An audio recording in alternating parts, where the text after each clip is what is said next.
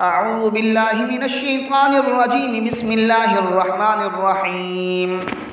الطلاق مرتان فإمساك بمعروف أو تصريح بإحسان ولا يحل لكم أن تأخذوا مما آتيتموهن شيئا إلا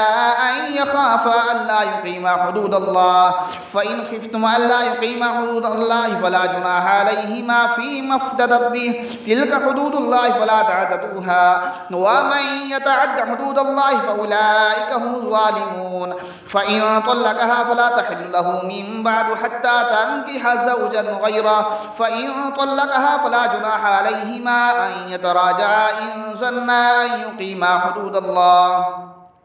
وتلك حدود الله بينها لقوم يعلمون وإذا طلقتم النساء فبلغن أجلهن فأمسكوهن بمعروف أو سرحوهن بمعروف ولا تمسكوهن ضرارا لتعتدوا ومن يفعل ذلك فقد ظلم نفسه ولا تتخذوا آيات الله هزوا واذكروا نعمة الله عليكم وما أنزل عليكم من الكتاب والحكمة يعظكم به واتقوا الله واعلموا أن الله بكل شيء عليم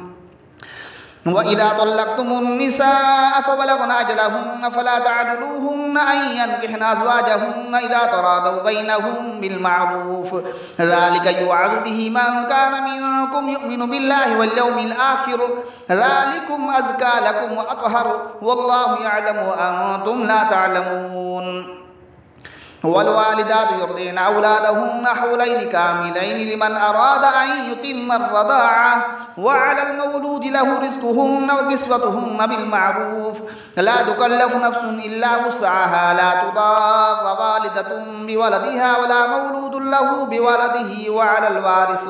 وعلى الوارث مثل ذلك فإن أراد فصالا عن طراد منهما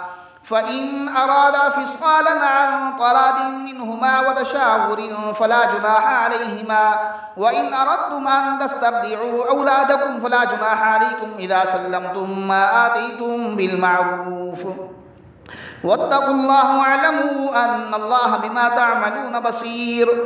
والذين يتوفون منكم ويذرون أزواجا يتربصن بأنفسهن 4 أشهر وعشرا فإذا بلغن أجلهن فلا جناح عليكم فيما فعلن في أنفسهن بالمعروف والله بما تعملون خبير ولا جناح عليكم فيما عرضتم به من خطبة النساء أو أكنتم في أنفسكم علم الله أنكم ستذكرونهن ولكن لا تواعدوهن سرا إلا أن تقولوا قولا معروفا ولا تعزموا عقدة النكاح حتى يبلغ الكتاب أجله واعلموا أن الله يعلم ما في أنفسكم فاحذروه واعلموا أن الله غفور حليم لا جناح عليكم إن طلقتم النساء ما لم تمسوهن أو تفردوا لهن فريدة ومتعوهن على الموسع قدره وعلى المقتر قدره متاعا بالمعروف حقا على المحسنين وإن طلقتموهن من قبل أن تمسوهن وقد فرضتم لهن فريدة فنصف ما فرضتم إلا أن يعفون أو يعفو الذي بيده عقدة النكاح وأن تعفوا أقرب للتقوى ولا تنسوا الفضل بينكم إن الله بما تعملون بصير